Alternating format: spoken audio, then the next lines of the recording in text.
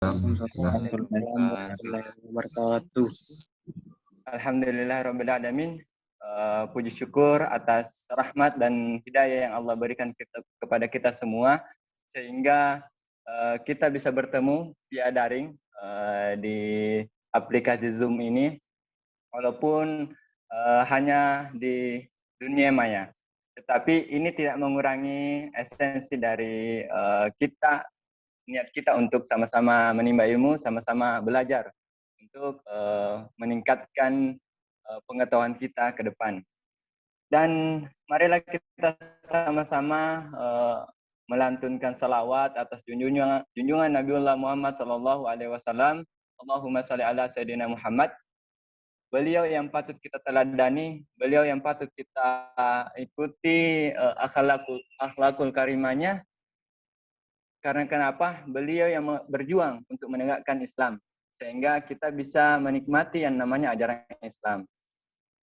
Kemudian sebelum kita masuk kepada sesi materi, sedikit saya ingin memaparkan atau menceritakan kenapa sih ada yang namanya Sip Talk ini.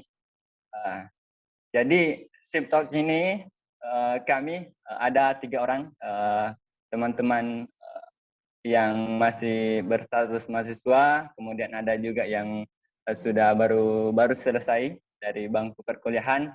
Kita berawal dari diskusi-diskusi ringan terkait kira-kira apa yang bisa kita berikan kontribusi kita sebagai alumni peternakan ini, terutama khususnya generasi milenial.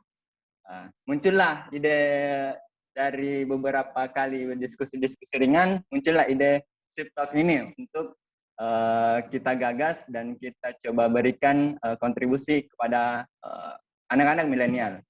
Jadi walaupun di secara daring ini tidak mengurangi esensi proses belajar kita bersama, terutama yang kita telah hadirkan, dan alhamdulillah pemateri kita atau narasumber kita juga yang bersedia untuk membagikan ilmunya kepada kita semua.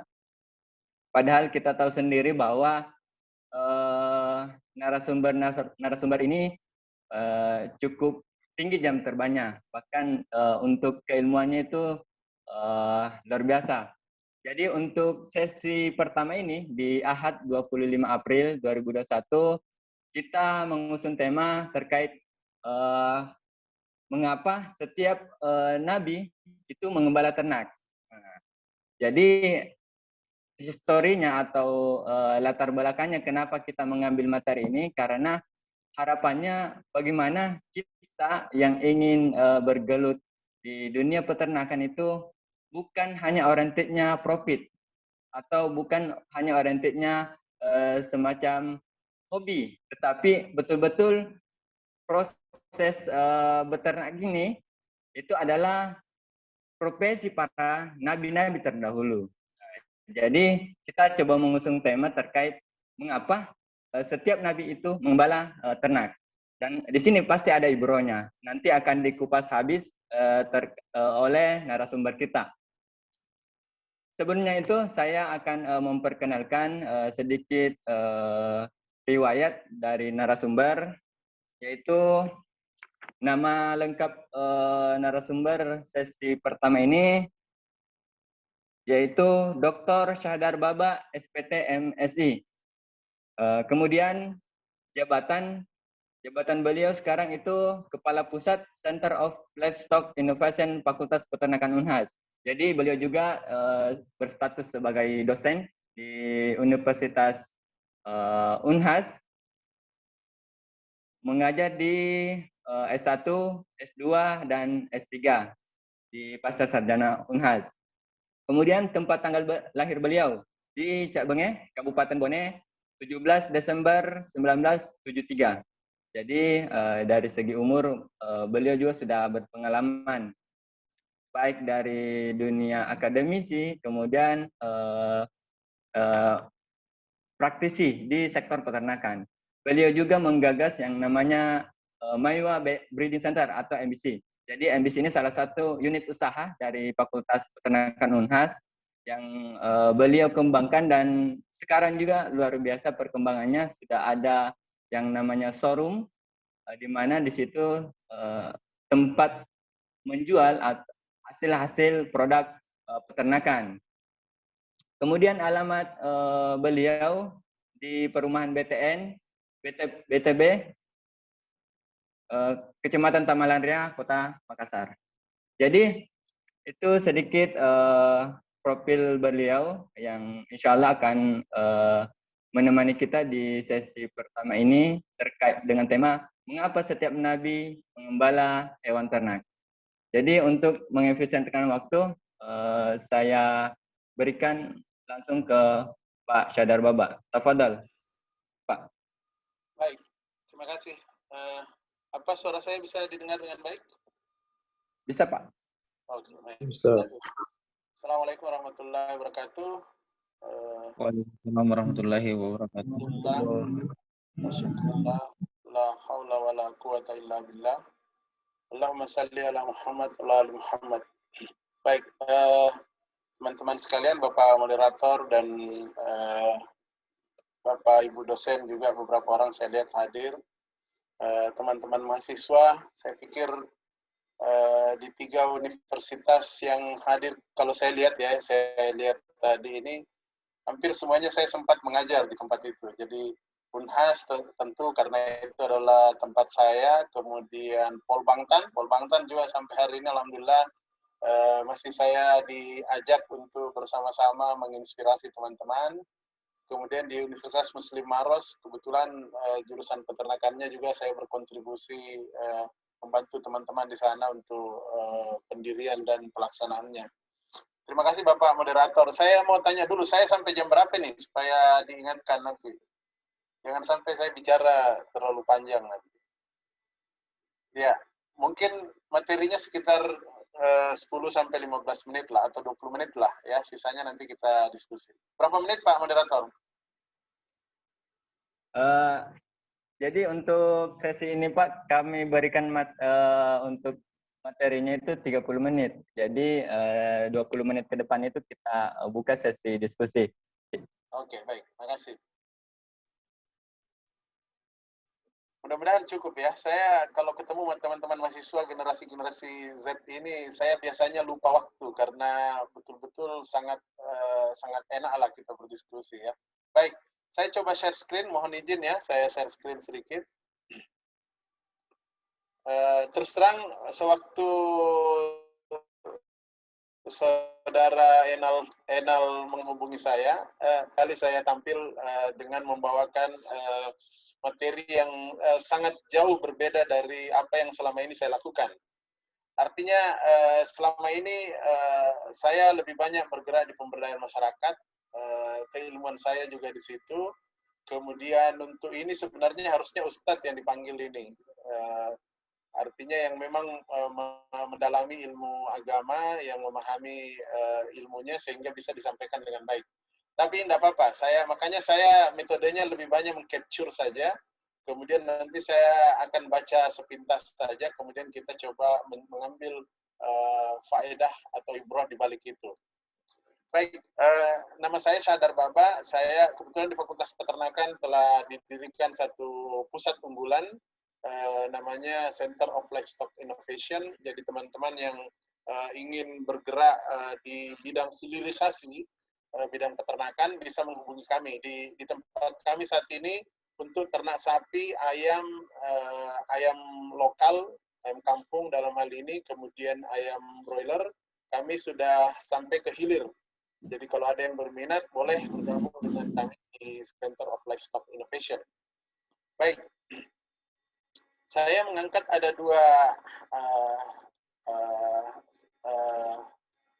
satu hadis, satu ayat Al-Quran yang menjelaskan tentang bagaimana peran ternak dalam kehidupan para nabi yang menjadi panutan kita semua, yang menjadi keyakinan kita bahwa mereka adalah the role model. Jadi nabi itu, kenapa nabi itu dari kalangan manusia? bukan dari kalangan malaikat, karena dianggap bahwa kalau manusia kita bisa menjadikannya sebagai role model. Jadi model semacam pattern, pola. Jadi kalau Anda mau mengikuti cara hidup manusia, maka ya harus manusia yang kita ikuti. Karena kalau malaikat tidak mungkin, tidak apple to apple. Tidak bisa kita bandingkan antara malaikat dengan manusia, karena dari segi penyusun unsurnya itu berbeda. Satu unsur hilang hawa nafsunya, satu unsur ada hawa nafsu, ada faktor kemanusiaannya. Sehingga itulah hikmah kenapa Allah selalu mengutus nabi dari kalangan manusia, bukan dari malaikat atau dari golongan makhluk lainnya. Kemudian yang kedua, kalau Anda perhatikan apa makna nabi itu, kata nabi dalam bahasa Inggris itu asalnya dari prophet. Prophet itu nabi. Kemudian di gelar akademik itu, gelar tertinggi akademik itu disebut profesor. Akarnya sama-sama dari prophet. Nabi itu diutus untuk menyederhanakan bahasa langit sehingga bisa diterjemahkan di dunia. Jadi Nabi adalah perantara dari Sang Pencipta. Beliau diberi wahyu, kemudian dari wahyu itu beliau menyederhanakannya, beliau Nabi menyederhanakannya untuk disampaikan, disebarluaskan kepada umat manusia. Karena kalau kita semua yang mau menerima pasti berbeda, karena latar belakang kita berbeda, kemampuan kita berbeda, akhlak kita berbeda, dan macam-macam perbedaan yang terjadi. Sementara para nabi ini, beberapa riwayat, seperti untuk Rasulullah SAW, itu sudah disucikan hatinya untuk mampu menerima wahyu ini dengan baik. Jadi dari awal memang sudah disiapkan sebagai penerima, meskipun dia dari manusia, supaya dia bisa menjadi role model, tapi telah dipersiapkan oleh Allah untuk menyederhanakan bahasa langit menjadi bahasa yang bisa diterima oleh manusia. Nah, di akar kata profesor dengan prophet itu sama-sama menyederhanakan bahasa untuk kita terima, tetapi profesor itu menyederhanakan peristiwa-peristiwa alam.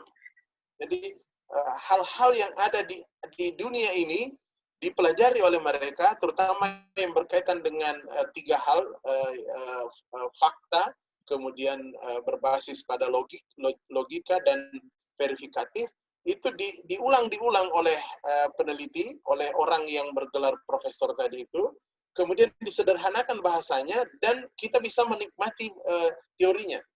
Misalnya banyak teori yang dihasilkan dari peristiwa-peristiwa yang rumit, kemudian disederhanakan oleh profesor, kemudian kita menerimanya dengan mudah dan bisa kita ikuti. Seandainya kita semua yang mau menyederhanakan bahasa dunia, peristiwa-peristiwa yang terjadi, fakta-fakta yang terjadi, maka sulit bagi kita untuk bisa menerimanya. Kenapa? Karena kapasitas dan latar belakang kita berbeda-beda. Sehingga saya ingin menyampaikan bahwa fungsi Nabi dan menyampaikan sesuatu itu sama, tetapi bahasa yang berbeda. Satu bahasa dari langit, satu bahasa dari fenomena-fenomena yang terjadi di alam dunia tentunya. Tentu kalau profesor tidak bisa menjelaskan bagaimana alam akhirat. Jangankan akhirat, kejadian yang ada di dunia saja ini hanya sepersekian saja yang bisa, sangat sedikit. Baik, itu pengantar. Kemudian yang berikutnya ada beberapa hadis yang saya ambil, satu dari hadis Abu Hurairah tentang bagaimana penjelasan bahwa Nabi itu adalah seorang penggembala, yang artinya tidak ada Nabi kecuali pernah menjadi penggembala kambing. Maka para sahabat Rasulullah bertanya, apakah engkau juga wahai Rasulullah? Beliau berkata, iya, saya telah menggembala dengan imbalan beberapa qirot. Ini bukti. Jadi kalau hadis Bukhari dan Muslim ini kita tidak usah tanyakan kesahihannya. Ini bukti bahwa Nabi juga adalah seorang penggembala. Kemudian dalam Quran surah At-Taha juga dijelaskan, ayat 18 dijelaskan bahwa dengan yang artinya bahwa Nabi Musa berkata, ini adalah tongkatku, aku bertelekan padanya, dan aku pukul daun dengannya untuk kambingku. Jadi untuk kambingku ini menjelaskan bahwa beliau juga, Nabi Musa alaihissalam adalah penggembala, yaitu penggembala kambing. Ya. Kemudian ada juga perintah dalam memelihara ternak. Dari Ummu Hani radhiyallahu anha, Nabi SAW bersabda kepadanya, yang artinya peliharalah kambing karena kambing itu penuh berkah. Mungkin teman-teman bertanya, berkah itu apa? Berkah itu menurut tafsir ulama adalah kebaikan yang berlimpah. Jadi kalau kita makan sesuatu yang berkah, maka selain mengenyangkan, kita akan memperoleh faedah lainnya. Misalnya, karena kita makan, akhirnya kita kenyang. Karena kita kenyang, akhirnya makanan itu menyehatkan. Karena kita sehat, maka kita bisa beraktivitas. Karena kita bisa beraktivitas, maka kita bisa mendapatkan rezeki dari asbab aktivitas itu. Itu namanya berkah. Jadi ada kebaikan yang berlimpah. Kita bisa makan sesuatu yang tidak berkah. Misalnya ketika Anda makan, mungkin Anda kenyang, tapi jadinya menjadi sakit. Atau mungkin Anda hilang rasa hausnya, atau memang ketika Anda minum justru rasa hausnya justru tidak menghilang, tapi justru tambah haus. Itu artinya tidak berkah apa yang Anda makan atau minum itu. Kenapa? Karena kebaikannya tidak melimpah, tidak bertambah, tidak bertambah dari satu aktivitas. Nah, dengan memelihara kambing, maka dimaknai Rasulullah menyampaikan bahwa kalau Anda memelihara kambing, maka pekerjaan Anda itu selain Anda mungkin akan mendapatkan uang, juga itu akan jadi berkah. Nanti kita akan lihat di belakangnya. Artinya apa? Bukan hanya uang yang akan Anda dapatkan, ada kebaikan-kebaikan yang lain yang akan mengikuti apa yang Anda lakukan itu. Ya. Kemudian dari Urwah al-Bariki radhiyallahu an, Nabi SAW bersabda yang artinya unta adalah satu kebanggaan bagi pemiliknya. Kambing di dalamnya ada barakah dan kebaikan itu terikat pada jambul kuda hingga hari kiamat. Ada tiga ternak yang disebutkan di sini, dan berbanggalah teman-teman sekalian dengan profesi Anda karena ini disebut dalam hadis, disebut dalam ayat Al-Qur'an, ya. Kita tidak ingin menegasi profesi yang lainnya, tetapi kita ingin menyampaikan bahwa profesi kita ini ternyata sudah disebut-sebut dari langit dan sudah disampaikan oleh Rasulullah. Artinya apa? Sesuatu hal yang luar biasa bagi kita yang terlibat dalam profesi ini, karena selain kita bisa menjadikan sebagai sumber mata pencaharian, ternyata pasti ada hikmah yang terjadi di dalamnya. Kenapa ini disebut-sebut? Ya, oke. Ini satu kebanggaan.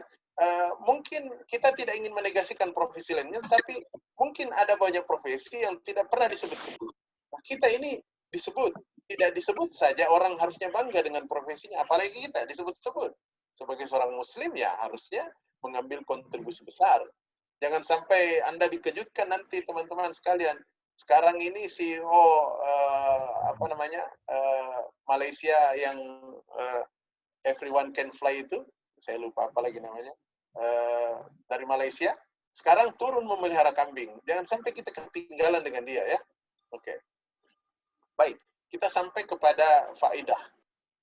Kenapa sih faidah menggembala ternak itu ada? Kenapa?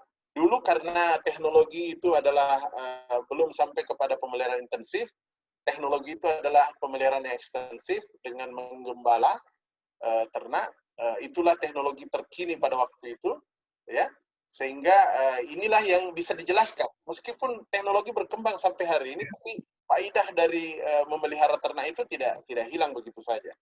Saya ambil beberapa contoh dengan sumber yang saya tampilkan ini. Terus terang saya tidak berani mengembangkan sendiri ya, kecuali dengan mengambil beberapa capture saya ambil dari tempat lain. Sampai saya terganggu. Baik. Kenapa para nabi ini menjadi seorang penggembala?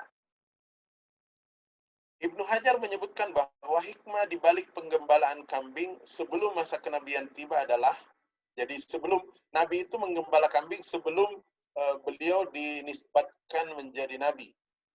Apa hikmahnya adalah agar mereka terbiasa mengatur kambing yang nanti dengan sendirinya akan terbiasa menangani problematika umat manusia. Fathul Bari, di kitab Fathul Bari dijelaskan, Ibnu Hajar menjelaskannya, bahwa ketika kita menggembala kambing, maka problematikanya sangat luar biasa. Nah, keberhasilan menjadi penggembala kambing, meskipun saya sudah ingin menyampaikan satu berkah dari menggembala kambing, meskipun mungkin kita tidak untung ketika secara finansial ketika menggembala kambing, tetapi ada ibrah yang luar biasa di dalamnya, karena kita memelihara, mengatur kambing, maka dengan sendirinya kita akan muncul jiwa-jiwa kepemimpinan di dalam diri kita, kemampuan untuk mengatur manusia lahir karena kemampuan kita sudah mengatur kambing. Jadi keberkahannya sudah mulai nampak, tidak hanya keuntungan ekonominya, tetapi juga kita diberi secara sadar atau tidak sadar, diberi kemampuan untuk mengatur. Nah, kambing ini punya ciri khas yang sangat luar biasa. Istilahnya kalau mau dibilang kumbala, ya sedikit kumbala lah. Kalau diperintah A, kemungkinan dia akan B. Ketika dia diperintah C, kemungkinan dia akan D. Nah, ketika ada seorang penggembala sukses melakukan itu, maka pasti ini akan menjadi sesuatu yang luar biasa. Tidak segampang itu ketika Anda mampu mengatur kambing dengan baik. Ya, anak muda bilang sekarang, kambing aja bisa dia atur, apalagi kamu. Ya, seperti itulah mungkin bayangannya ya. Itu hikmahnya. Untuk anak-anak jomblo ini, semangat ya. Mudah-mudahan moderator kita ini bisa mendengarnya dengan baik. Baik. Kemudian yang berikutnya, dengan menggembala kambing akan latih untuk sabar dalam menyantuni dan mengayomi. Karena ketika kambing dalam jumlah banyak lantas terpisah, coba bayangkan, terpisah, sudah itu terpisah, mau masuk lagi di kebunnya orang, maka harus ada kemampuan untuk mengatur kambing-kambing tersebut, karena ada yang sifatnya taat, kambingnya ada yang sifatnya memang taat, tapi ada juga yang tidak taat. Maka ada pengalaman mengatur orang yang punya tabiat yang berbeda. Ya, itulah berkah berikutnya dari memelihara kambing. Di Fathul Bari, masih di Fathul Bari, Ibnu Hajar menjelaskan penjelasan ini, bahwa orang yang memelihara kambing itu secara otomatis akan muncul sifat sabar. Kenapa? Karena dia tidak mengatur sesuatu yang sifatnya monoton, yang sifatnya hanya satu, taat saja atau membangkang saja, tapi ada kombinasi antara taat dan membangkang. Nah, teori-teori kombinasi ini sudah dibuktikan bahwa ketika ada interaksi sifat antara taat dan membangkang, maka itu akan melahirkan sesuatu yang luar biasa. Bagaimana misalnya besi ketika ketemu dengan aluminium akan menjadi baja, kalau tidak salah ya. Maka kekuatan besi ditambah aluminium itu tidak berarti besi bertambah dengan aluminium, tetapi besi berinteraksi dengan aluminium sehingga melahirkan baja, di mana kekuatannya ternyata berpuluh-puluh kali lipat dibanding baja besi ditambah aluminium itu sendiri. Itu interaksi. Teori interaksi selalu begitu ya. Jadi saling melengkapi, saling memenuhi, sehingga itulah hikmah dari memelihara kambing ini. Kemudian yang ketiga, karena tadi adanya interaksi, adanya sifat keragaman yang berbeda, kemudian menghasilkan rasa sabar, berikutnya akan menghasilkan tawadu. Nanti saya akan beri penekanan lebih lanjut. Kalau sabar, hampir semua kita paham apa yang didefinisikan dengan sabar. Tawadu mungkin sedikit berbeda. Saya akan sampaikan nanti lebih mendetail apa sih yang ulama sampaikan terkait dengan tawadu itu. Beliau mau mengungkap masa lalu, ini hikmahnya, kenapa tawadu itu muncul? Karena Nabi SAW pada waktu itu beliau sudah Nabi. Tidak hanya Nabi, tapi beliau sudah menjadi kepala pemerintahan. Tapi beliau masih mau mengungkap masa lalunya yang hanya sebagai seorang peternak. Artinya apa? Ada sesuatu yang luar biasa yang harus dia tekan, yaitu rasa sombong, untuk menyampaikan sesuatu yang dahulu bahwa dia adalah miskin dan susah. Ya. Bukannya dia ingin menyembunyikan masa lalunya, tapi justru beliau menyampaikan masa lalunya supaya kita bisa mengambil ibroh, pelajaran dari apa masa lalu beliau, dari capaian-capaian yang dicapai di masa lalu sampai bisa menjadi seorang nabi. Kemudian yang keempat, yang terakhir, Nabi SAW menjadi penggembala kambing untuk mengajarkan bahwa seorang dai, ya, mubaligh, dai, pemuka agama, ataupun orang, kita semua ini bisa menjadi seorang dai, penyampai hadis, penyampai ilmu. Tapi ada satu hal yang penting yang disampaikan oleh Rasulullah dari latar belakang beliau itu, yaitu untuk tidak bergantung pada orang lain. Seorang dai harus punya pekerjaan untuk mendukung nafkah diri dan keluarganya. Coba bayangkan teman-teman, ini sudah berkah berikutnya dari beternak, yaitu mempunyai pekerjaan, mempunyai nafkah untuk diri dan keluarga kita. Karena jika seseorang bergantung kepada orang lain, lazim kita pahami bahwa dakwahnya bisa menjadi hanya sekedar basa-basi. Hatinya tidak sampai, hanya lisannya yang sampai. Ketika kita berbicara dengan lisan saja, tidak disertai dengan hati, maka pasti orang akan menerima dengan fisik saja. Pasti hanya akan masuk di telinga kiri, keluar di telinga kanan. Tidak sampai meresap masuk di hati kita. Mungkin teman-teman punya pengalaman-pengalaman pribadi. Tidak berarti bahwa ketika kita secara pribadi tidak mendapatkan manfaat dari tidak mampu meresapi itu, mungkin kita langsung mengambil kesimpulan berarti dai-nya tidak ikhlas, bukan. Mungkin saja Anda yang tidak ikhlas. Ya, mungkin pada waktu itu Anda sendiri yang tidak ikhlas menerima ini. Anda datang dipaksa, kemudian menokok-nokok. Ya, itu lain ceritanya ya. Nah, tapi sebagai seorang dai, hendaknya menanamkan dalam diri bahwa ketika menyampaikan sesuatu haruslah ikhlas dan betul-betul mampu memandirikan kita tanpa tergantung pada misalnya amplop. Atau misalnya harus dibiayai. Tapi karena kita punya profesi, yang mana profesi kita penuh berkah sebagai peternak, maka insya Allah itu akan memandirikan kita. Dan kemandirian ini sangat banyak manfaatnya. Tidak perlu saya berpolemik tentang apakah boleh menerima amplop atau tidak. Tidak perlu kita berpolemik di sana ya. Tapi silakan Anda pelajari lebih lanjut. Tapi jauh lebih mandiri jika Anda mempunyai profesi, apalagi justru Anda berdakwah dengan memanfaatkan kemampuan ekonomi Anda atau kemampuan pemberdayaan Anda. Sangat mudah Anda masuk kepada kelompok masyarakat ketika Anda membawa kebaikan, tidak hanya kebaikan akhlakul karimah, tidak hanya kebaikan agama, tapi Anda mampu menguatkan ekonomi umat. Ketika itu yang terjadi, maka kebaikan yang Anda bawakan itu akan dapat diterima dengan mudah. Kenapa? Karena saat ini mafhum kita pahami bahwa uang memang bukan segala-galanya, tapi segala-galanya butuh uang. Sehingga ketika Anda datang dengan membawa kebaikan, menjadi seorang dai, dan Anda datang juga dengan memberikan perbaikan ekonomi kepada masyarakat itu, maka menurut pengalaman pribadi saya sangat mudah bagi kita untuk masuk. Ya, ini pelajaran berkah berikutnya, faidah berikutnya. Kenapa Nabi selalu menjelaskan bahwa seorang dai itu harus mempunyai pekerjaan, dan salah satu pekerjaan yang mulia itu adalah beternak. Saya kira dengan 4 ini saja teman-teman sudah bisa mengambil manfaat yang luar biasa, ibroh yang luar biasa. Kenapa seorang dai itu bisa menjadi kenapa peternak, profesi peternak itu dilakukan oleh Nabi, disebut di dalam Al-Quran, disebut sebagai hadis oleh Nabi, karena adanya kemuliaan-kemuliaan yang ada di dalamnya. Nah, tinggal sekarang kita mau tidak mengambil kemuliaan itu? Mau tidak kita ikut berkontribusi di situ?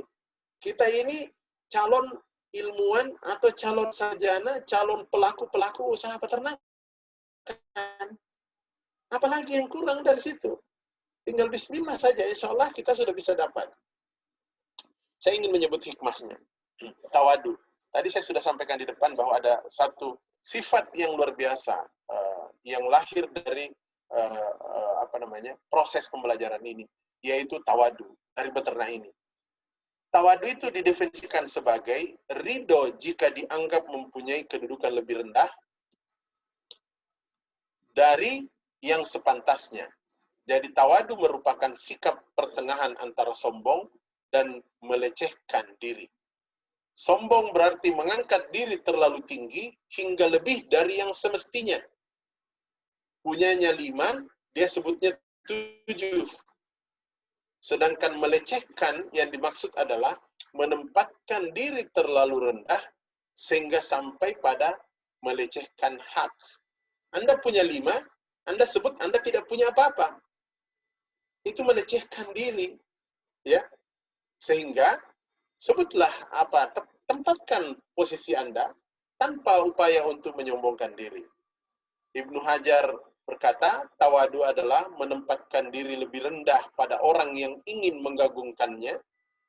Ingat, ada hadis Rasulullah yang menyampaikan, ketika kamu memuji temanmu, maka kau seolah-olah melemparkan pasir yang panas di mukanya. Ini berbahaya kalau kita mendapatkan pujian yang terlalu banyak. Karena itu bisa membuat kita menjadi sombong dan terhindar dari tawadu. Tawadu inilah kontrolnya. Menempatkan diri lebih rendah pada orang yang ingin mengagungkan kita. Ada pula yang mengatakan bahwa tawadu adalah memuliakan orang yang lebih mulia darinya. Artinya, menerima bahwa ada orang yang jauh lebih mulia dari kita. Ada orang yang kedudukannya lebih tinggi dari kita.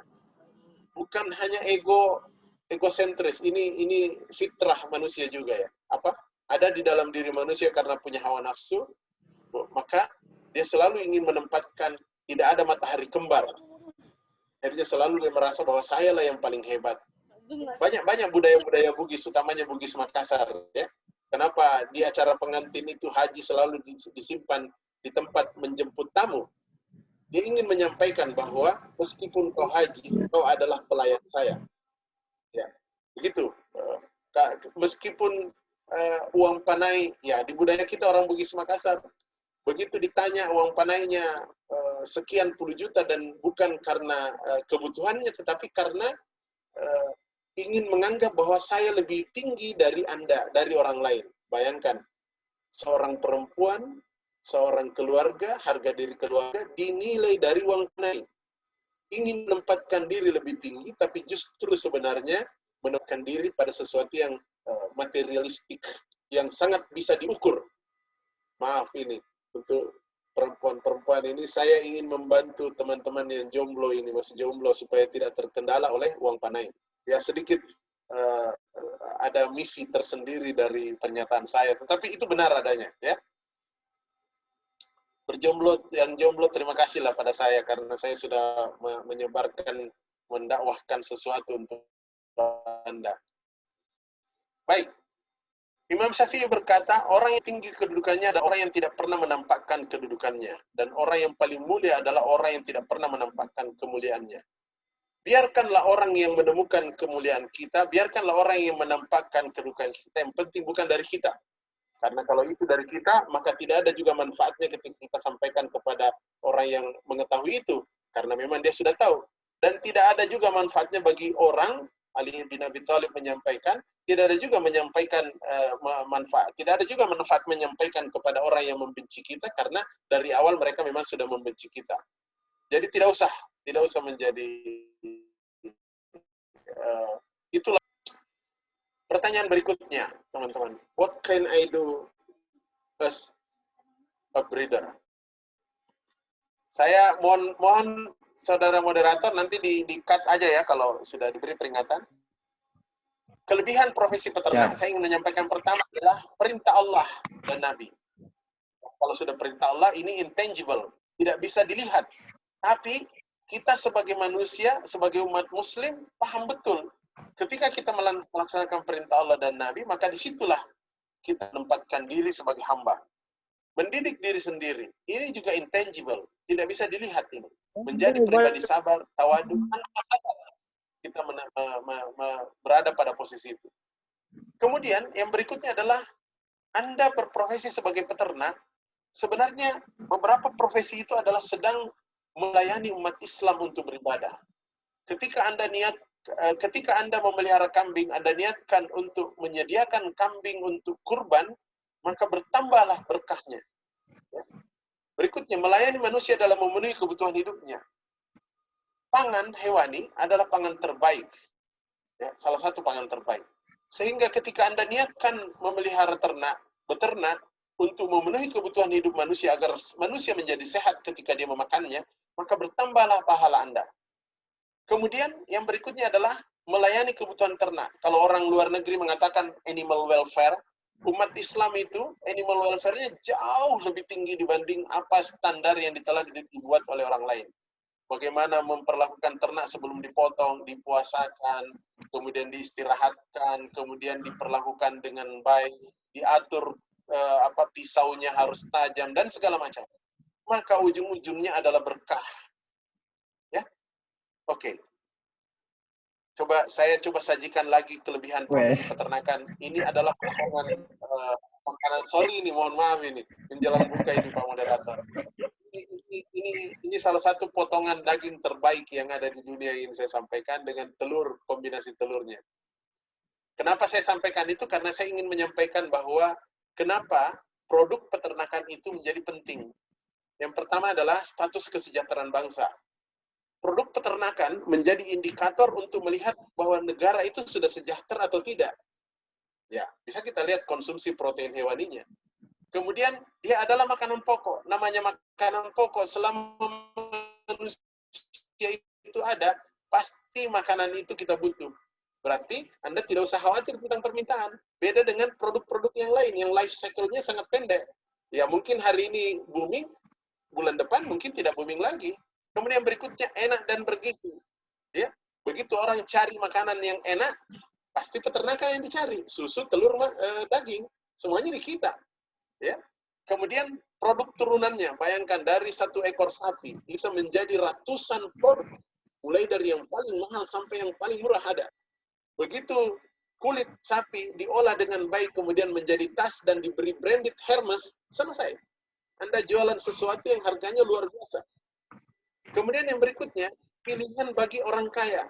Orang-orang kaya begitu dia semakin banyak uangnya, bukannya nasinya yang dia tambah, bukannya sayurnya yang dia tambah, tapi produk peternakan yang dia tambah. Tadinya dia makan daging mungkin seempal, hanya 1,25 kilogram selama setahun. Setelah dia kaya, mungkin 1 ekor sapi dia makan selama 1 tahun.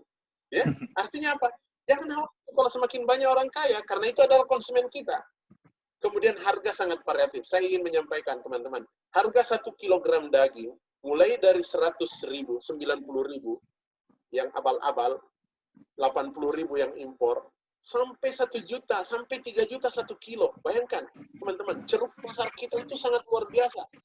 Di mana ada produk yang bisa ceruk pasarnya demikian hebat.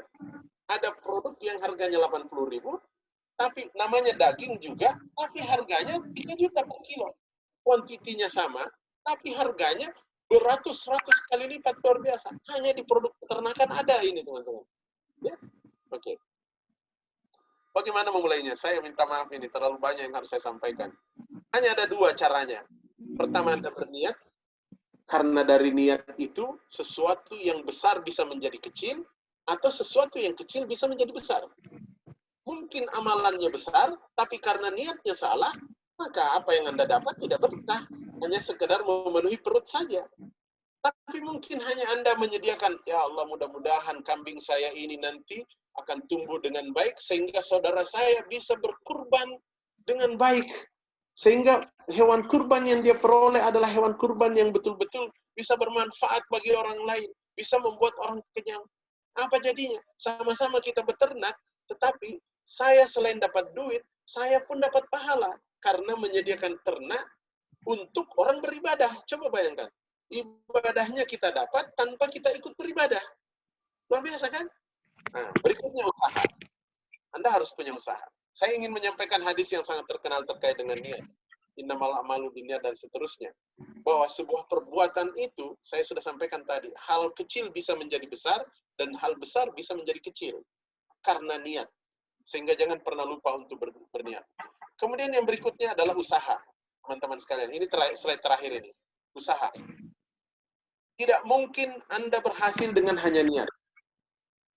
Harus ikut usahanya. Karena usaha itu adalah sunnatullah. Maryam ketika ingin meminta dalam keadaan lapar, dia meminta sesuatu, apa Allah sampaikan? Kau kasih goyang itu pohon kurma. Tidak masuk akal, kurmanya tidak berbuah, tidak ada buahnya, tapi disuruh kasih goyang. Apa arti kasih goyang itu? Kasih goyang itu adalah usaha, ikhtiar. Allah bisa dengan mudah mendatangkan kurma. Simsalabim. Kum fayakun. Jadi, datang kurmanya. Tapi Allah ingin menyampaikan pelajaran bahwa semua harus ada usahanya. Ya usaha itu. Nah kambing itu harus ada. Kalau Anda mau beternak, model bisnisnya harus mantap. Sunnatullahnya harus jalan. Kambing itu kalau tidak dikasih makan dengan baik, kurus. Sunnatullah itu. Jadi kalau Anda pelihara kambing niatnya benar, terus kambingnya tidak dikasih makan, tidak mungkin gemuk. Ya, aspek ekonominya Anda tidak hitung dengan baik, menguntungkan tidak, mendatangkan makmur. Kemudian sosial, Anda pelihara di tengah orang, ya nggak mungkin lah. Aspek hukum, benar nggak? Aspek legalnya gimana? Oke, saya kira mungkin begitu Pak Moderator. Masih ada satu ternyata ini, sorry. Ini satu, bagaimana memulainya? Niatnya harus benar. Yang kedua, harus Anda punya model bisnis. Ini ada pelajaran khusus. Di slide saya akan saya share nanti ini, bagaimana membuat model bisnis yang benar. Ya, saya selalu ingin menyampaikan ketika Anda ingin memulai usaha peternakan, start from the end and finish at the beginning. Anda harus melihat pasar, kebutuhan pasar. Tidak usah muluk-muluk, pasarnya di mana. Pasar di sekitar Anda, kebutuhan masyarakat di sekitar Anda. Selesaikan itu, rencanakan itu. Mulailah dengan beternak.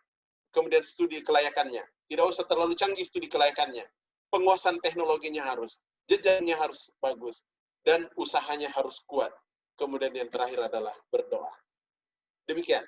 Saya kembalikan kepada saudara moderator. Terima kasih. Assalamualaikum warahmatullahi wabarakatuh. Waalaikumsalam warahmatullahi wabarakatuh. Waalaikumsalam warahmatullahi wabarakatuh. Baik, alhamdulillahirrahmanirrahim. Luar biasa ya, teman-teman, pemaparan materinya terkait mengapa sih setiap nabi itu mengembala hewan ternak. Jadi banyak ibrah yang bisa kita ambil di sini. Jadi seperti biasa ketika satu webinar atau ketika ada narasumber dan audiens, pasti ada namanya sesi tanya jawab. Jadi saya ingin meminta feedback dari teman-teman terkait pemaparan materi dari Pak Syadar ini terkait tema. Kemudian sebelum itu kita punya aturan. Jadi untuk sesi pertama ini saya buka untuk 3 orang penanya. 3 orang penanya ini dengan melakukan raise hand di kolom komentar. Karena ketika semuanya berbicara pasti akan bertabrakan dan ribut sehingga ruang menjadi tidak kondusif. Jadi silakan mulai sekarang saya buka sesi tanya jawab untuk 3 orang.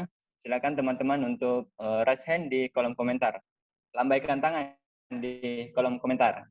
Nanti akan dipilih oleh co-host untuk siapa yang diberi kesempatan untuk bertanya. Silakan.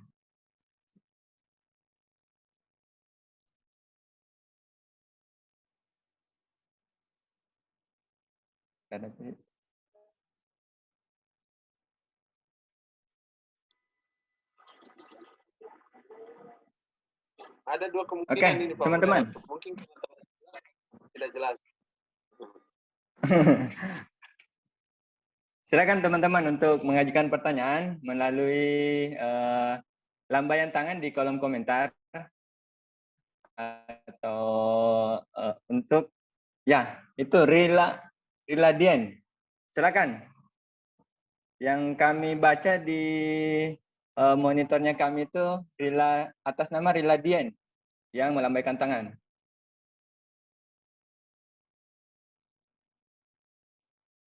Tidak ada ya, belum. Ada Darmawan.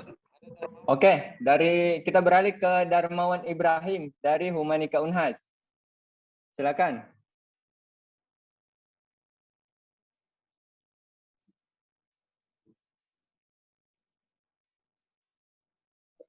Oh baik, terima kasih atas kesempatannya moderator. Yang ingin saya tanyakan itu terkait dengan yang dibicarakan oleh dokter tadi mengenai ternak kambing. Apakah ada keistimewaan tertentu atau ada keistimewaan khusus dari ternak kambing itu sendiri sehingga pada zaman itu, pada zaman kenabian atau zaman Rasulullah itu ternak kambing atau domba lah yang menjadi pilihan untuk diternakkan. Terima kasih. Mungkin itu pertanyaan saya, moderator. Oke, untuk sementara kita tampung dulu ya. Penanya kedua yaitu Muhammad Sirajatun.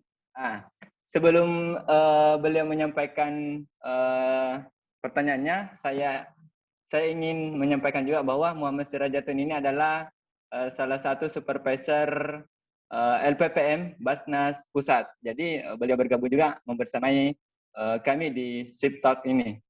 Silakan, Kang Jatun. Iya. Ya, terima kasih, Daeng. Luar biasa acaranya ini, saya sangat menikmati dari awal. Perkenalkan Pak Syahdar, Pak Syahdar Baba, nama saya Muhammad Sirajatun Kurniawan. Saya dari Lembaga Pemberdayaan Peternak Mustahik Basnas. Kebetulan saya dan Daeng bersama-sama membina peternak di Maros, ya, di kita mengembangkan sapi di sana, baik pengembang biakan dan penggemukan. Baik, salam kenal juga untuk semua peserta. Mungkin saya langsung ke pertanyaan Pak Syahdar dan Daeng Enal. Yang ingin saya tanyakan adalah yang kita ketahui adalah Rasul itu menernakan kambing dengan sistem ekstensif, ya, sistem ekstensif. Mereka digembalakan.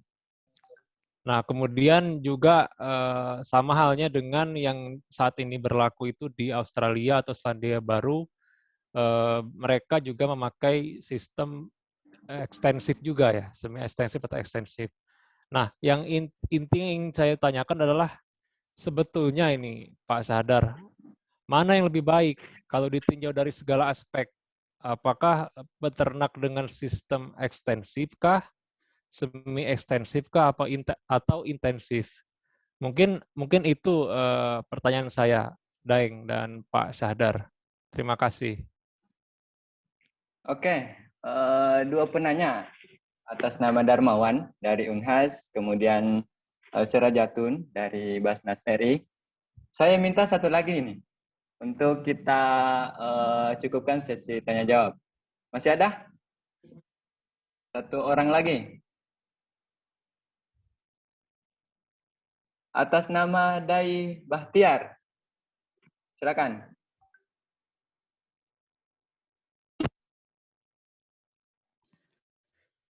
Terima kasih kesempatan yang telah diberikan. Pertanyaan saya itu mengenai sifat tawadu. Bagaimana cara kita tetap mengontrol sikap tersebut dalam mengembala kambing supaya teratur dan tidak terpisah-pisah. Terima kasih. Oke, pertanyaan yang beragam sehingga akan menghasilkan jawaban yang sangat fenomenal. Tanpa berlama-lama, dari ketiga penanya ini, Mas Darmawan, kemudian Kang Jatun, dan Bahtiar, ini telah menyampaikan pertanyaannya. Mungkin saya kembalikan ke narasumber. Tafadhal, Pak. Baik, terima kasih Bang Enal, Daeng Enal, atas kesempatan. Saya kira pertanyaannya agak berat ini. Kita apa sejarah yang sampai ke kita juga masih sangat terbangga. Mungkin saya akan mencoba menganalisis. Jadi menggunakan analisa. Yang pertama adalah terkait dengan pertanyaan Saudara Darmawan tadi. Jadi apakah kenapa kambing yang dipilih atau domba yang terpilih? Yang pertama mungkin kalau kita ingin kita melihat di zaman itu, kita memang kelihatannya yang menjadi sumber mata pencaharian utama waktu itu hanya adalah kambing dan unta, domba dan unta kalau nggak salah. Kalau untuk yang lainnya, untuk kuda, proses budidayanya, proses pemeliharaannya mungkin belum.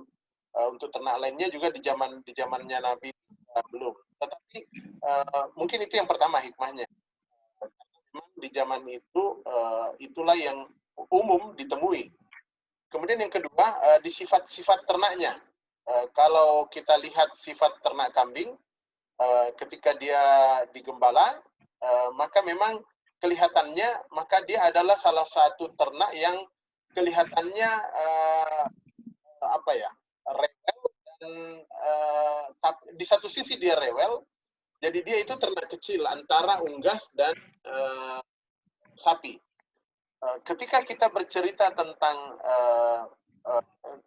peternakan, teori peternakan, semakin kecil ternaknya, kemampuan replikasinya semakin tinggi, sehingga kemampuan untuk mendatangkan keuntungannya besar, namun resikonya juga semakin besar. Di ternak besar itu, resiko produksi ya, bukan di resiko marketing. Saya tidak bercerita tentang resiko marketing, tapi di resiko produksi. Seperti kalau sapi, kemampuan memang dia lambat, tetapi lambat dalam replikasinya, risikonya juga relatif lebih kecil ketika kita melihara. Nah, kambing ada di antaranya. Jadi dia replikasinya lumayan cepat, resikonya juga lumayan. Kalau sapi itu, tanda petik, kalau mau mati, kita sebagai orang peternakan, tanda-tandanya kelihatan. Sehingga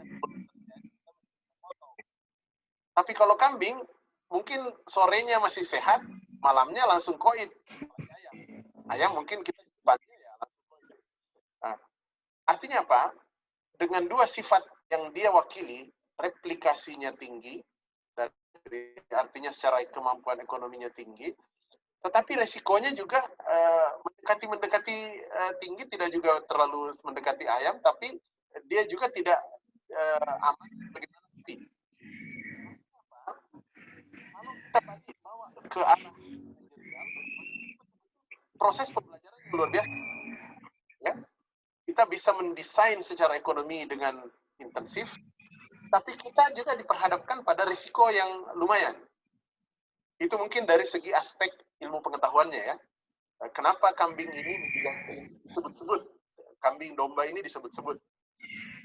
Ya, selain karena memang di zaman itu domba dan kambing yang umum kita temui sebagai profesi. Kaitannya tadi dengan pertanyaan dari Mas Siraj. Ya, salam juga untuk Pak Kang Ajat ya. Saya sama-sama beliau di HPDKI.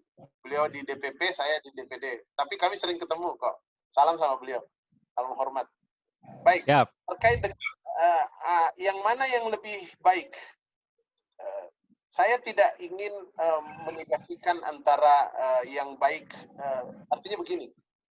Kita usahakan di profesi kita ini untuk tidak saling menegasi bahwa intensif lebih baik daripada semi-intensif, semi-intensif lebih baik daripada ekstensif. Tergantung potensi. Karena masing-masing sistem pemeliharaan itu punya kelebihan masing-masing. Ketika sapi atau kambing kita bercerita tentang ekstensif, dalam artian kita gembalakan, maka kelebihannya adalah kos produksi pasti menjadi lebih rendah. Masalahnya, lahannya tersedia enggak? Jadi untuk daerah-daerah seperti di Jawa, mustahil kita lakukan ekstensif. Kenapa? Karena tidak tersedia dengan itu. Tidak tersedia potensi untuk itu. Nah, untuk lahan-lahan seperti di Sulawesi, yang intensifikasi lahannya belum setinggi di Jawa, mungkin semi-ekstensif itu menjadi pilihan. Mengurangi kos produksi, tetapi mengurangi risiko kematian dengan semi-intensif. Bagaimana dengan intensif? Intensif itu penting ketika kita beternak. Karena secara teoretik kita bisa mengendalikan ternak, mulai dari makannya sampai matinya. Kita bisa kendalikan. Artinya prosesnya bisa kita kendalikan. Nah, akan tetapi konsekuensi dari sistem intensif itu adalah biaya. Nah, potensi apakah ketika saya ditanya yang mana yang lebih memungkinkan? Ya, lihat potensi kita masing-masing. Bahwa ketika kita melakukan dengan intensif, konsekuensinya pada biaya, sumber daya kita lebih banyak kepada lahan, maka pilihannya mungkin ke semi intensif dulu. Sambil kita berusaha untuk tetap menuju kepada intensifikasi, karena mau tidak mau produktivitas menjadi penting. Ya, tapi untuk langkah awal, maka saya tadi tidak terlalu mendengar ada gangguan signal di terakhirnya. Yang saya tangkap tadi pertanyaan inti dari hasil ini adalah apakah dulu Nabi itu adalah melakukan sistem pemeliharaan ekstensif? Apakah itu yang terbaik? Saya tidak ingin mengatakan yang terbaik. Teknologi di zaman Nabi itu tertingginya adalah pengembalaan. Dan situasi yang ada pada zaman itu, lahan demikian luasnya, sehingga ekstensif adalah pilihan. Dan belum ada pilihan-pilihan yang lainnya. Ya, di satu sisi di ilmu pengetahuan kita dibekali bahwa ekstensif itu resikonya ternaknya dibiarkan begitu saja, kontrolnya menjadi sulit.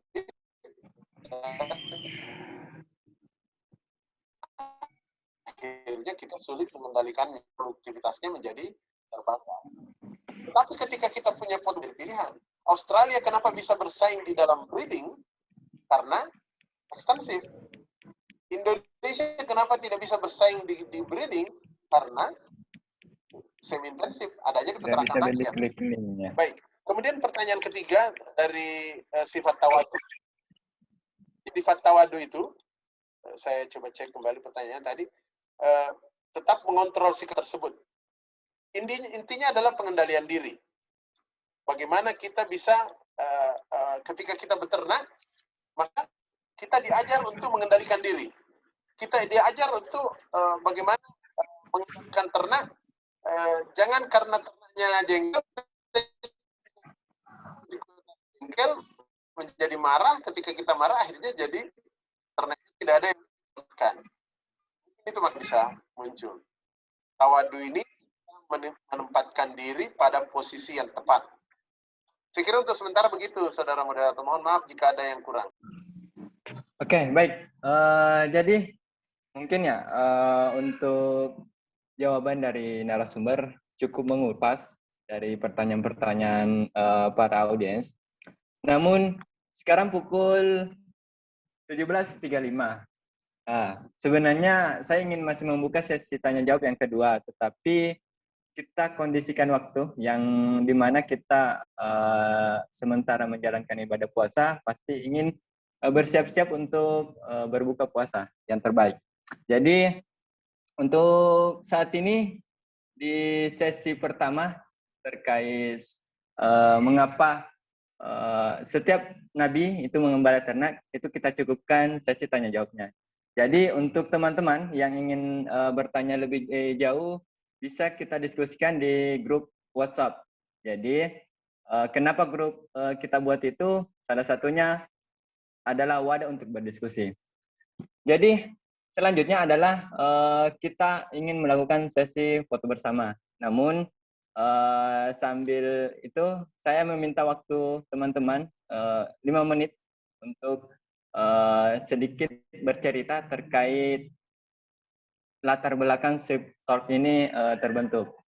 Karena tadi sempat tidak terpaparkan dengan baik untuk mengefisienkan waktu. Jadi Sip Talk ini adalah suatu gagasan yang dari tim kami di Enerfarm. Jadi Enerfarm ini adalah salah satu unit usaha yang bergerak di sektor peternakan, khususnya di breeding, fattening, trading, dan training center khusus di ternak besar, komoditi sapi. Jadi kenapa juga kita membuat Sip Talk ini? Untuk menjadikan wadah untuk belajar bersama, khususnya anak-anak milenial yang eranya sekarang kita via daring. Jadi momentum-momentum ini, terutama khusus Ramadan, kita melihat, wah ini peluang ini untuk kita jadikan edukasi.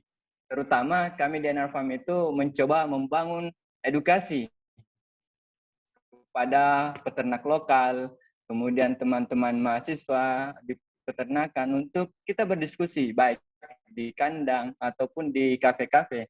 Jadi kita membuka semua. Jadi selanjutnya adalah saya berterima kasih banyak kepada narasumber Pak Syadar Babak telah menyempatkan waktunya untuk berbagi ilmu di Sip Talk ini. Kemudian mungkin ada rekan-rekan dosen yang sempat hadir di forum ini. Saya ucapkan terima kasih banyak atas kehadirannya dan teman-teman mahasiswa khususnya dari himpunan Himpunan Mahasiswa Peternakan Muslim Maros, kemudian Humanika Unhas, kemudian Himpunan Mahasiswa Peternakan Polbantang, kemudian Steve Sinjai juga hadir. Steve Sinjai, kemudian yang satu itu adalah dari Universitas Bosowa. Jadi dari kelima himpunan ini, alhamdulillah bisa bersinergi untuk kita sama-sama belajar di sini. Dan saya ucapkan terima kasih banyak kepada ketua-ketua himpunan yang awal-awalnya mengira bahwa kegiatan ini berbayar, tetapi disinilah kita mencoba membangun edukasi yang seminimal mungkin tidak mengeluarkan biaya dari peserta, karena kita mencari keberkahan. Baik, mungkin itu yang bisa kami sampaikan dari sesi pertama ini, dan selanjutnya bagi teman-teman jangan ketinggalan untuk sesi kedua dan ketiga pada tanggal 2 dan 9 Mei itu dengan materi yang berbeda. Kenapa kita membuat materinya ini berbeda dan tidak sekaligus dalam satu waktu itu karena kita melihat bahwa materi ini harus terstruktur agar mencapai hasil yang baik.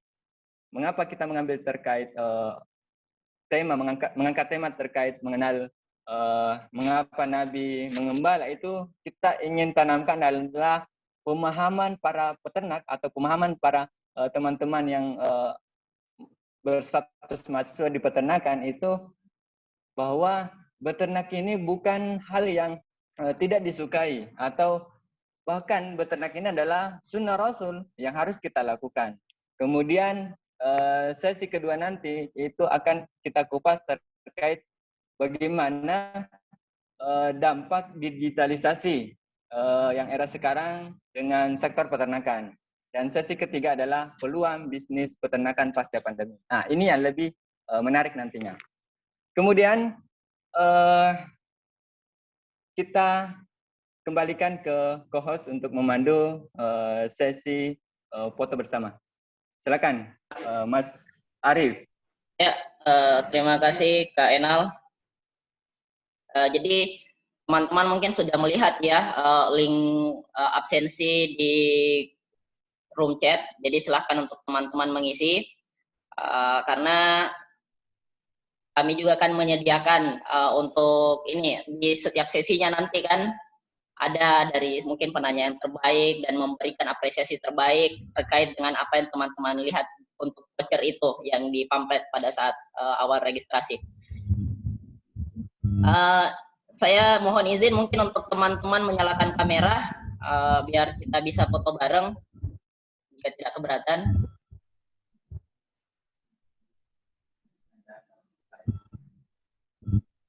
Ini slide-nya cukup banyak nih. Saya hitung sampai 3 untuk menunggu teman-teman menyalakan kamera. 1, 2, 3. Saya screen ya teman-teman. Mulai dari halaman 1. 1, 2, 3.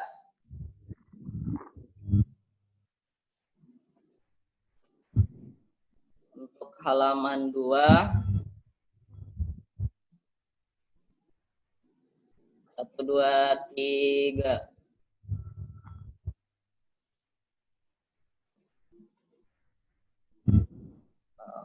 Untuk slide 3. 1, 2, 3.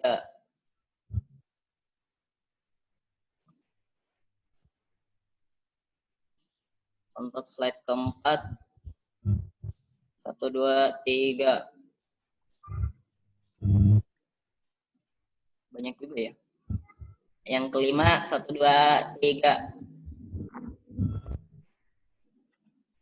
Dan slide terakhir, 1, 2, 3.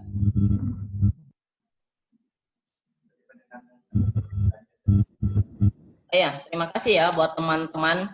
Jadi link Bit.ly juga itu yang teman-teman lihat di room chat itu adalah salah satu bentuk persyaratan bahwa teman-teman nanti bisa mendapatkan sertifikat ya.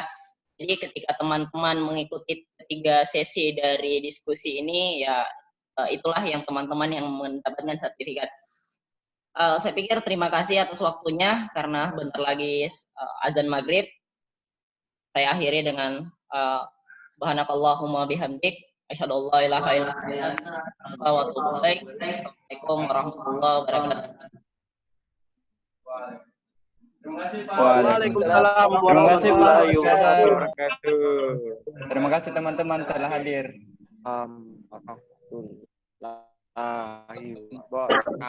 Selamat menanti berbuka puasa. Ya, saya izin matikan ya teman-teman. Oke, siap.